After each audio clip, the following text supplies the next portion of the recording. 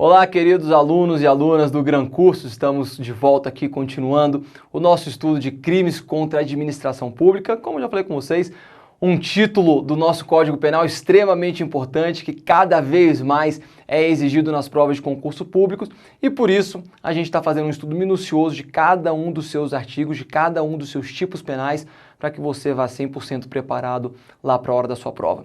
Muito bem, nessa aula a gente vai falar agora do crime de corrupção passiva que está previsto no artigo 317 do Código Penal.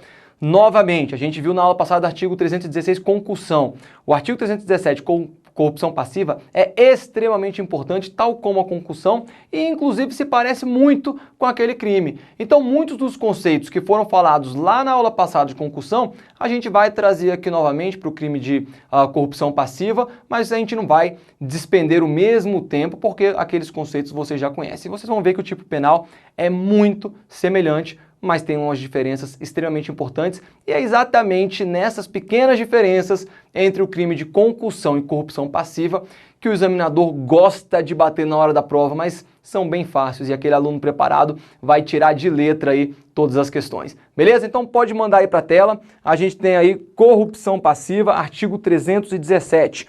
Olha só como ele é bem parecido com o crime de concussão. Solicitar ou receber, isso daqui é diferente.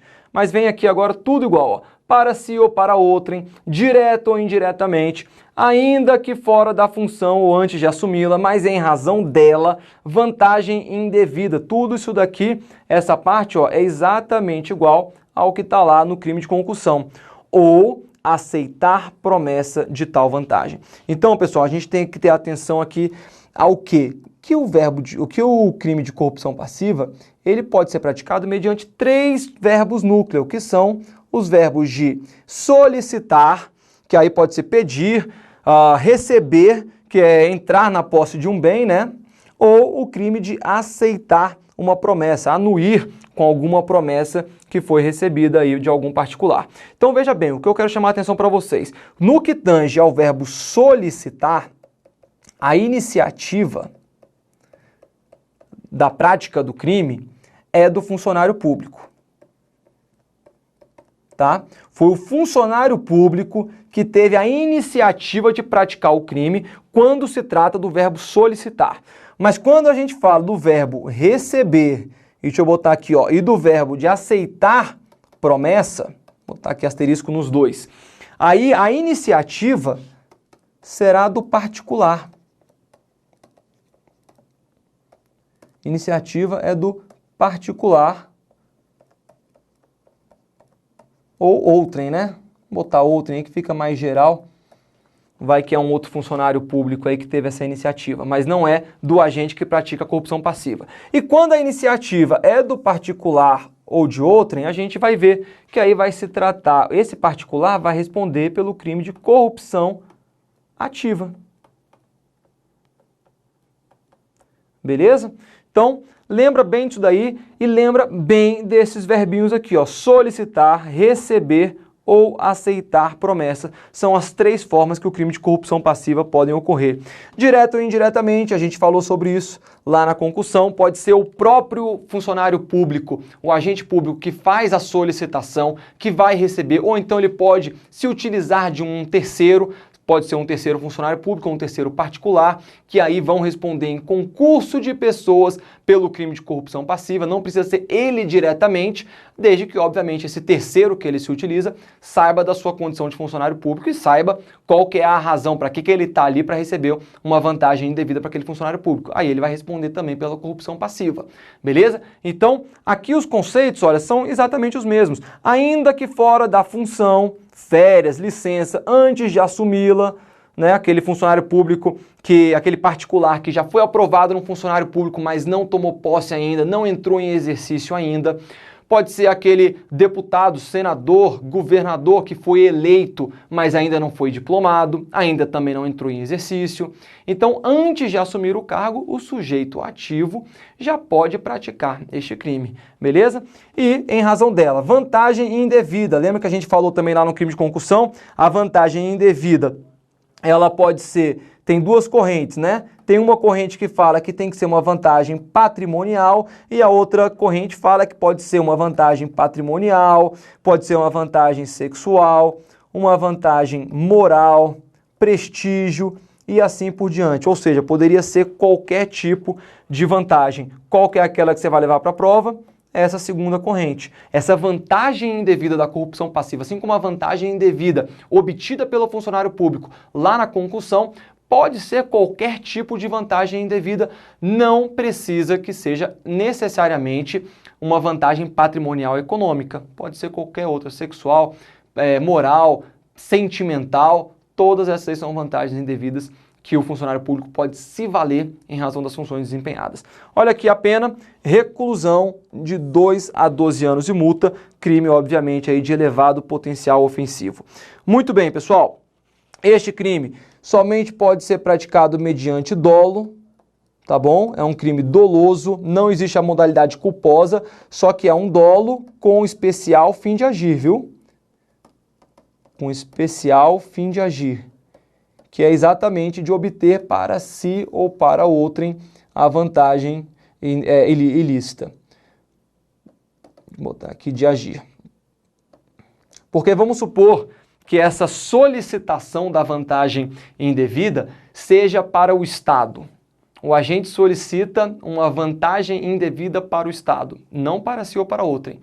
A gente pode falar que haverá aí um crime de abuso de autoridade, tá bom? Mas não vai haver o crime de corrupção passiva e nem haverá lá o crime de concussão se a exigência lá na concussão não for para si ou para outrem, mas sim para o Estado.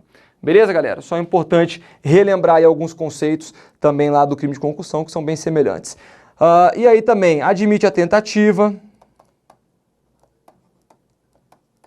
É um crime de ação penal pública incondicionada e se trata também de um crime formal. Beleza? Também trazendo aí os comentários que a gente fez lá em relação à concussão. Então, pessoal, fiz aí uma bagunça no slide cheio de marcação, mas realmente só para a gente destacar aí os pontos importantes, é um crime importantíssimo e é aquele crime que você tem que se atentar nas semelhanças em relação ao crime de concussão, mas em relação às diferenças. E as diferenças serão exatamente o verbo núcleo do tipo. Concussão é exigir, e aqui na corrupção passiva pode ser por meio de solicitar, receber ou aceitar a promessa de uma vantagem. Beleza? Olha só, trouxe aqui para vocês algumas classificações doutrinárias da corrupção passiva. A doutrina trouxe algumas classificações e que não são muito cobradas em prova, vou ser sincero com vocês, mas já vi serem cobradas e é importante a gente ter uma noção aqui, vai até clarear alguns conceitos em relação à corrupção passiva. Primeiro, corrupção passiva própria e corrupção passiva imprópria. O que é a corrupção passiva própria? É quando o ato tem a finalidade, quando o recebimento ilícito ou a solicitação, né, da vantagem devida tem a finalidade de praticar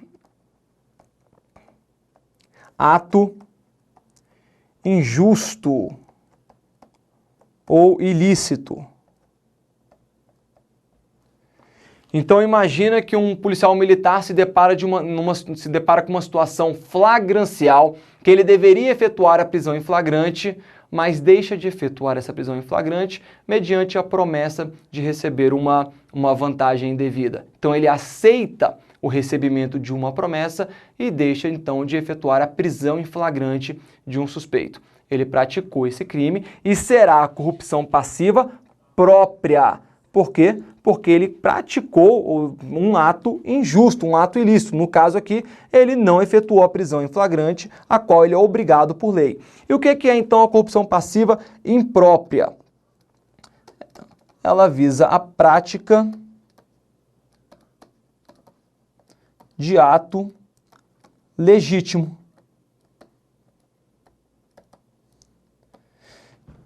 Então imagina que um juiz que está julgando um caso criminal e tem um réu. E todas as provas do processo apontam que o réu é culpado.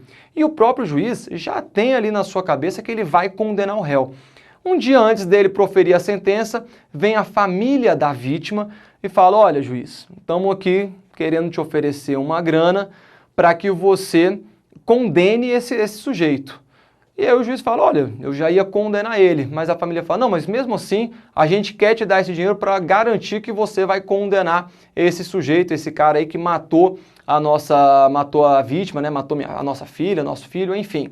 E aí vem o juiz e aceita ou recebe essa vantagem indevida. Ainda que ele fosse praticar um ato lícito, ainda que seja para praticar um ato que ele já iria praticá-lo, ele comete o crime de corrupção passiva, pessoal.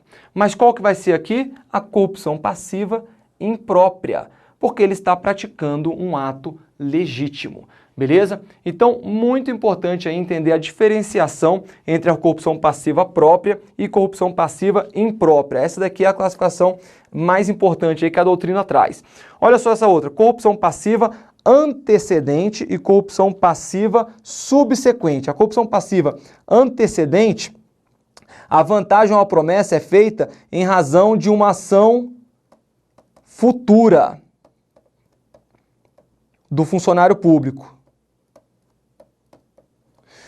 Então imagina um dono de restaurante procura um funcionário público responsável pela fiscalização da vigilância sanitária naquele restaurante e essa fiscalização vai ocorrer na semana seguinte, na semana que vem. E aí o dono do restaurante oferece determinada quantia, promete, né, uma determinada quantia a esse funcionário público para que ele não faça a fiscalização e emita o laudo dizendo que está tudo certo na semana seguinte. O funcionário público aceita aquela promessa ou recebe aquela quantia e simplesmente lavra lá o auto de acordo com, né, dizendo que está tudo certo, que aquele restaurante cumpre todos os requisitos aí da vigilância sanitária. Então veja, ele recebeu uma quantia ou ele recebeu a promessa de uma quantia no passado para um ato que seria praticado no futuro, no caso aqui que a gente trouxe para vocês, na semana subsequente. Então essa é a corrupção passiva antecedente, tá? A ação futura, haverá uma ação futura do funcionário público, mas o recebimento ou a promessa é antecedente. Na corrupção passiva subsequente é exatamente o oposto, tá bom? Se trata da recompensa se deve a um fato já ocorrido. Então, nesse exemplo que eu trouxe para vocês aí do juiz, imagina que o juiz condenou o réu, nesse exemplo que eu tinha trazido antes, o juiz condenou o réu e depois vai à família e fala o seguinte, olha juiz, você condenou o réu, a gente ficou muito feliz com isso, então a gente comprou um carro para você. O juiz pode receber essa quantia, receber esse objeto? Claro que não. Configura corrupção passiva? Claro que sim. Ele não pode receber em razão das funções desempenhadas um objeto como um carro. Ainda que tenha sido um ato lícito que ele tenha praticado e ainda que seja um ato que já ocorreu, ou seja, haverá nesse caso uma corrupção passiva subsequente. Ele vai aceitar uma vantagem posterior a um fato já ocorrido, a um ato que ele já praticou. Isso exclui a corrupção passiva? De jeito nenhum, pessoal. É a corrupção passiva subsequente que está aí para vocês. Beleza? Então, mais uma classificação aí importante. E aí a corrupção passiva política e corrupção passiva administrativa. Essa diferenciação vai depender de quem é o sujeito ativo. Haverá corrupção passiva política se for um agente político que pratica essa corrupção. Quem são os agentes políticos? Todos aqueles que são eleitos pelo povo, como governador, presidente da república, vereador, prefeito, eles praticam a corrupção passiva política. E a corrupção passiva administrativa são os funcionários públicos comuns. Também é mais uma diferenciação aí que a doutrina traz. Essa, portanto, então, será diferente de acordo com o sujeito ativo do crime. Beleza, pessoal? Continuando, então. Corrupção passiva. Trouxe para vocês aqui uma outra polêmica que tem na doutrina. Pequenas doações e presentes entregues a funcionários públicos configura o crime de corrupção passiva? É a pergunta que eu faço. Olha só, a gente sabe que no desempenho da função pode chegar uma pessoa, e já vimos acontecer isso, para um promotor de justiça, por exemplo, e dá para ele de Natal um vinho, um particular dá para ele de Natal em vinho, porque ele denunciou, por exemplo, uma pessoa que lhe fez muito mal. Ou então, mesmo um professor da rede pública de ensino, que na época do Dia dos Professores recebe diversos presentinhos das crianças, ou mesmo na Páscoa recebe ovos de Páscoa das crianças, configura ou não configura o recebimento dessas vantagens o crime de corrupção passiva? E aí, pessoal, a gente tem 3 doutrinas que batalham sobre esse tema. Olha só, a primeira corrente diz o seguinte: não configura crime de corrupção passiva porque se aplica o princípio da insignificância. Esses presentes são presentes baratos, são presentes que custam pouco. Veja bem, essa primeira corrente é uma das que está no momento mais rechaçada. Por quê? Porque ela vai de encontro à súmula 599 do STJ, que diz que não se aplica o princípio da insignificância nos crimes contra a administração pública. Então não há que se falar nessa corrente, porque não é que não houve o crime de corrupção passiva porque se aplica o princípio da insignificância. Então, essa corrente está bem rechaçada. A segunda corrente diz o seguinte: não comete o crime de corrupção passiva, pois há ausência de dolo por parte do funcionário público. Ou seja, o funcionário público ele não tem o dolo para cometer o crime de corrupção passiva. Ele não tem o dolo de recebimento de uma vantagem indevida. Ele simplesmente está recebendo um presente, um mimo, um agrado, e não necessariamente para fazer ou deixar de fazer algo, para atuar ilicitamente ou de qualquer maneira aí que venha prejudicar as pessoas. É simplesmente um presente, não há que se falar em dolo. E se não há dolo, não há conduta, não haverá o fato típico, e aí não haverá crime. Essa corrente aqui é a majoritária, tá bom, pessoal? Então essa daqui, acho difícil uma questão como essa ser cobrada na prova objetiva, mas se a gente estiver falando aí de uma prova subjetiva, falando de uma prova discursiva, uma redação, é importante ter esse conhecimento. A terceira corrente fala, olha, há sim o crime de corrupção passiva, pois o funcionário público deve se eximir a obter qualquer tipo de vantagem indevida no exercício da função. Então essa daqui já é uma corrente um pouco mais rígida que fala: funcionário público não pode, em hipótese alguma, receber qualquer tipo de agrado, qualquer tipo de presente, mesmo que seja uma balinha, entendeu? Claro, pessoal. Então tem essas correntes aqui que tem esse embate na doutrina, e aí a que é mais adotada hoje é exatamente essa segunda corrente, como eu coloquei aqui para vocês, tá bom? Mas não podemos esquecer que há doutrinadores que entendem que sim, que pode haver um crime independentemente do valor e do que seja recebido por esse funcionário público. Corrupção passiva e corrupção ativa. Esse daqui é um dos temas também que tem maior importância quando a gente fala da corrupção passiva. Olha só, é possível a prática de corrupção passiva sem que haja corrupção ativa? Professor, a gente já estudou corrupção ativa? Não, a gente vai estudar mais para frente lá no artigo 333. A gente vai falar bem dessa corrupção ativa, mas olha só o que ela diz: oferecer ou prometer vantagem indevida a funcionário público para determiná-lo a praticar, omitir ou retardar ato de ofício. Olha só, a pena é igualzinha à da corrupção passiva. Pessoal, sempre que houver corrupção passiva, haverá corrupção ativa, ou seja, sempre que o agente, o funcionário público, incidir nesse crime de corrupção passiva, tem que haver um corruptor? Tem que haver alguém que ofereceu, que prometeu uma vantagem? Depende, nem sempre, tá bom? Então é possível haver o crime de corrupção passiva sem que haja a corrupção ativa? Sim, é possível. Depende de que o crime de corrupção passiva tenha sido praticado pelo verbo de solicitar. Imagina que o agente público solicita uma vantagem para a prática de um determinado ato e o particular se negue, fala: olha, não concordo com isso daí. Chega lá, por exemplo, o agente do Detran para efetuar uma multa no sujeito passivo. Vamos supor que esse sujeito passivo, esse particular, estava andando com seu veículo automotor no acostamento. Multa, R$500. E aí vem o agente de trânsito e fala: olha, você vai levar uma multa aqui de R$500 porque você estava conduzindo o seu veículo automotor indevidamente no acostamento. Mas ele fala: olha, eu posso facilitar para você, me dá R$200 que a gente resolve essa situação aqui? Você vai embora sem ponto na sua carteira e economizando aí uns R$300. Vem o particular e fala, não, eu não concordo com isso, eu prefiro pagar a multa a me submeter à prática de um crime. Pessoal, nesse caso, houve a solicitação pelo agente de segurança, pelo agente de trânsito? Houve. Esse agente de trânsito responde pelo crime de corrupção passiva consumado. E o particular responde pela corrupção ativa? Claro que não. Ele não concordou com os termos, ele não se sujeitou à prática de um crime. Beleza? Então dá uma olhada aí, olha só.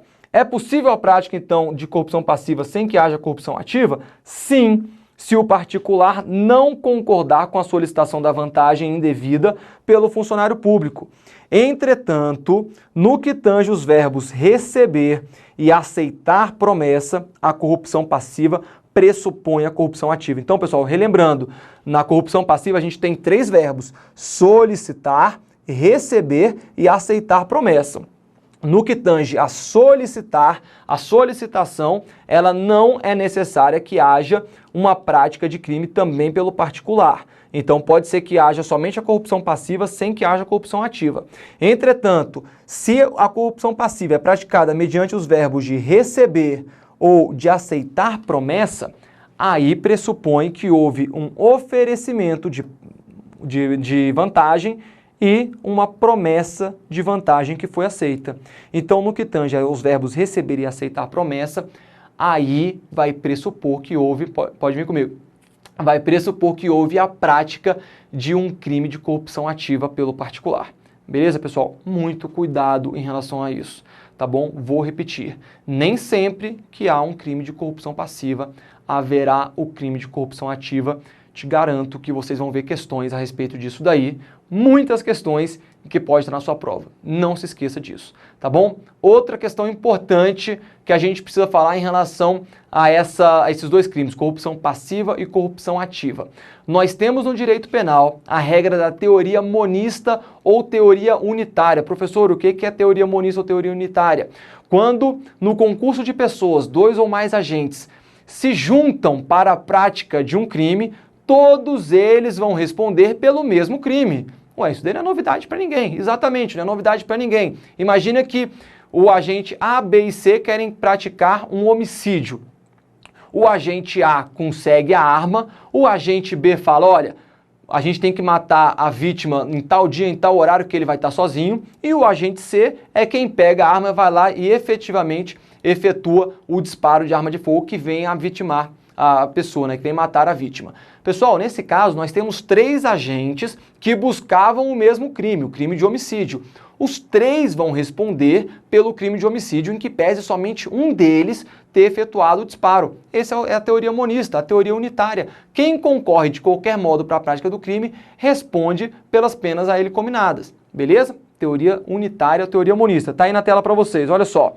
Então, a regra adotada pelo Código Penal no concurso de pessoas é exatamente teoria monista ou a teoria unitária, que está prevista no artigo 29 do Código Penal. Quem, de qualquer modo, concorre para o crime, incide nas penas a eles cominadas na medida de sua culpabilidade. Beleza. Essa é a regra. Então, concurso de pessoas. Qual que é a regra do concurso de pessoas? A teoria aplicada. Teoria monista ou teoria unitária. Por que então a gente está falando aqui da corrupção passiva e da corrupção ativa? Porque esses crimes são uma exceção à teoria monista e à teoria unitária. Veja, quando 2 ou mais pessoas concorrem para a prática de um crime, todas elas respondem pelo mesmo tipo penal. E haverá aí o concurso de pessoas. Na corrupção ativa e corrupção passiva, eles concorrem para a prática de um mesmo resultado. Por quê? Eles querem que sejam praticado ou que deixe de ser praticado um ato de ofício pelo funcionário público, mediante o recebimento por esse funcionário público de uma vantagem indevida.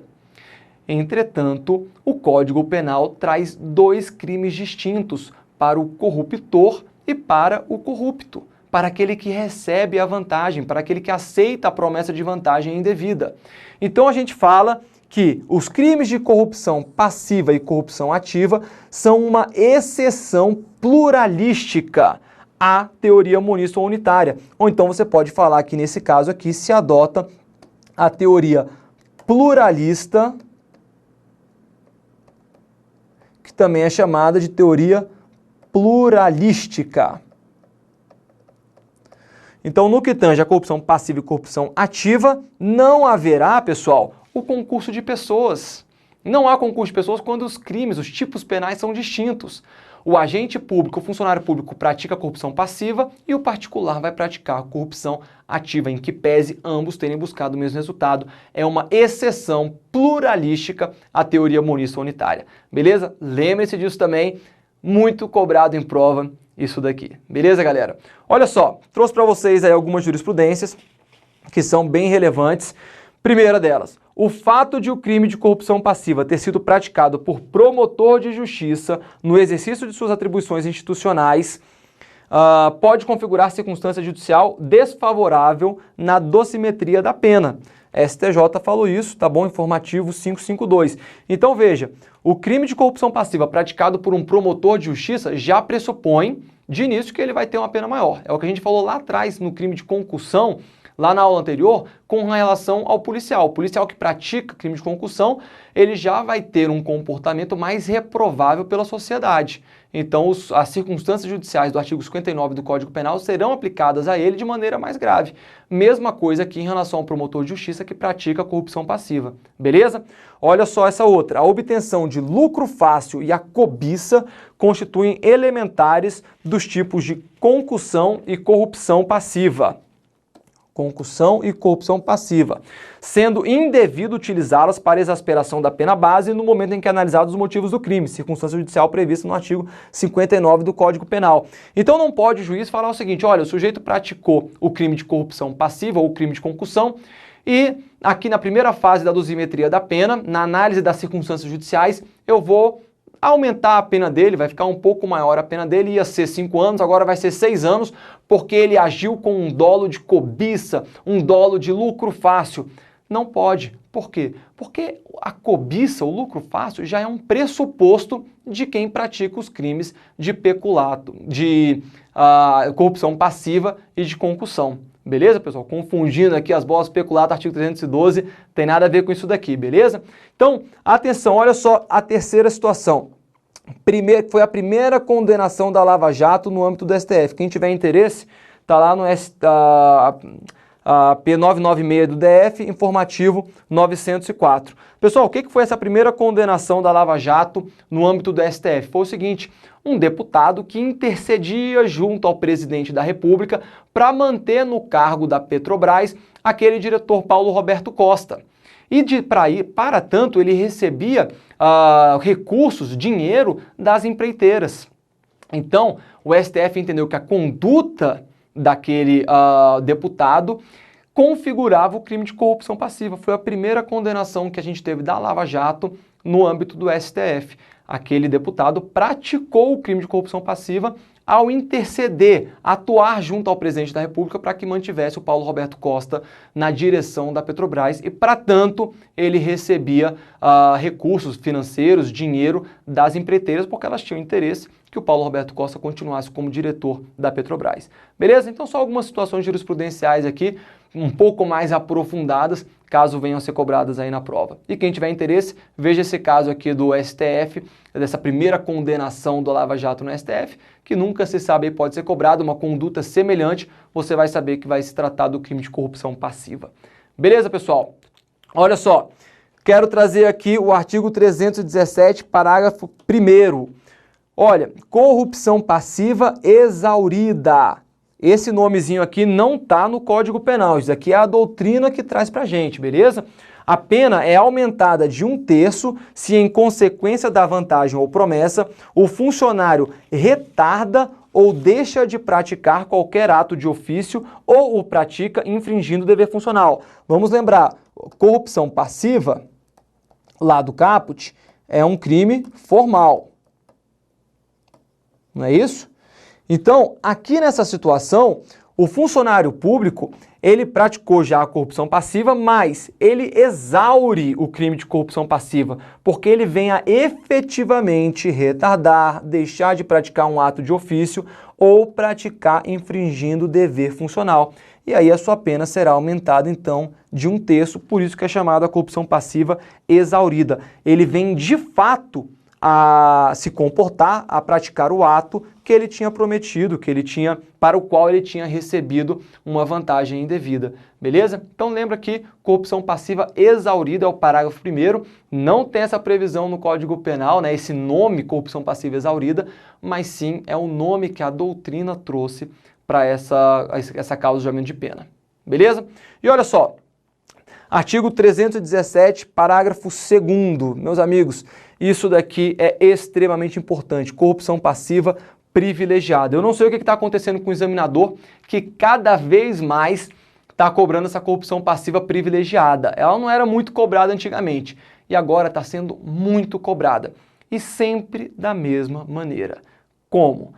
O examinador ele tenta confundir a corrupção passiva privilegiada com o crime de prevaricação. Ele fala que essa conduta aqui da corrupção passiva privilegiada é o crime de prevaricação. E de fato, pessoal, é fácil de confundir, porque tem algumas semelhanças. Mas a gente vai ver aqui a principal distinção e que você não vai errar de jeito nenhum na sua prova, você vai ver como é bem tranquilo a gente fazer essa diferenciação. Olha só, se o funcionário pratica, deixa de praticar ou retarda ato de ofício com infração de dever funcional, cedendo a pedido ou influência de outro. Qual que é a pena? Detenção de 3 meses a 1 ano ou multa. É um crime de menor potencial ofensivo. Então, olha só. Aqui, a vantagem, não tem uma vantagem indevida como no caput, tá? Não há vantagem indevida pelo funcionário público, como está no caput da corrupção passiva. Por isso que é uma corrupção passiva privilegiada.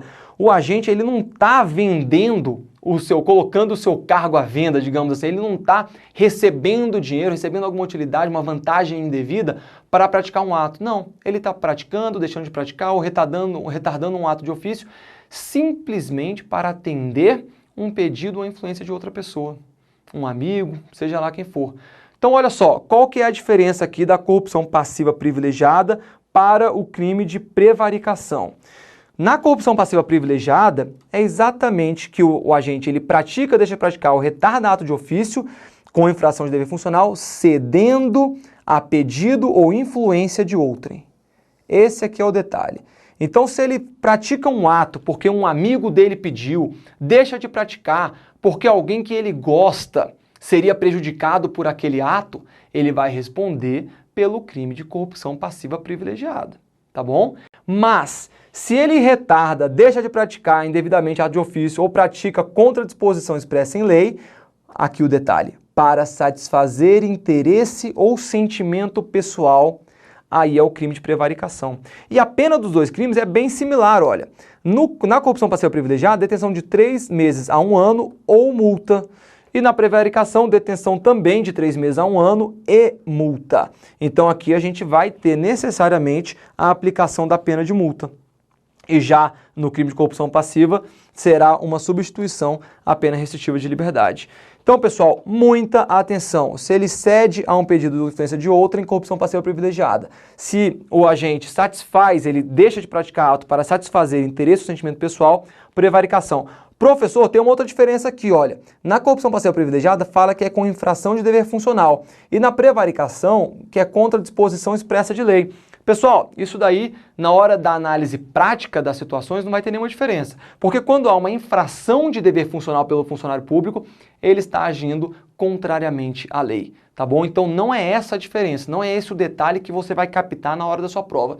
O detalhe importante é exatamente a motivação do agente. Na corrupção passiva, ele cede a pedido ou influência de outrem. Então vamos pôr aqui um policial civil que se nega a registrar uma ocorrência policial porque um amigo dele consta como autor naquela ocorrência policial. Veja, esse crime de corrupção passiva privilegiada pode ser que aquela pessoa que vai ser favorecida, que gera essa influência, nem sabe que está sendo beneficiada. Mas o agente público, nesse caso que eu falei para vocês do policial civil, que se nega a registrar uma ocorrência policial porque o seu amigo é um dos autores, ele pratica o crime de corrupção passiva privilegiada. Então esse detalhe aqui é importante, olha, quando cede a pedido ou influência, essa influência não é um pedido da pessoa é simplesmente porque aquela pessoa é um amigo, então ela gera uma influência no funcionário público. E já na prevaricação, quando fala para satisfazer interesse ou sentimento pessoal, a gente pode falar aqui nessa mesma situação de um policial civil que deixa de registrar a ocorrência policial porque ele não gosta daquela pessoa que está registrando a ocorrência. Ele conhece aquela pessoa, sabe que é uma pessoa ruim, uma pessoa que ele não vai com a cara, simplesmente para satisfazer o interesse pessoal, ele deixa de registrar aquela ocorrência policial. Beleza, pessoal? Então, com isso, a gente encerra aqui essa diferenciação, encerra essa aula. Muita atenção, essas aulas que foram agora de corrupção passiva, essa diferenciação tanto da corrupção passiva com a concussão e bem como a corrupção passiva privilegiada com o crime de prevaricação, são pontos importantíssimos e muito cobrados em provas. Muita atenção nisso daí, beleza? Estuda forte aí, galera, que o resultado vem. Um grande abraço, até a próxima aula.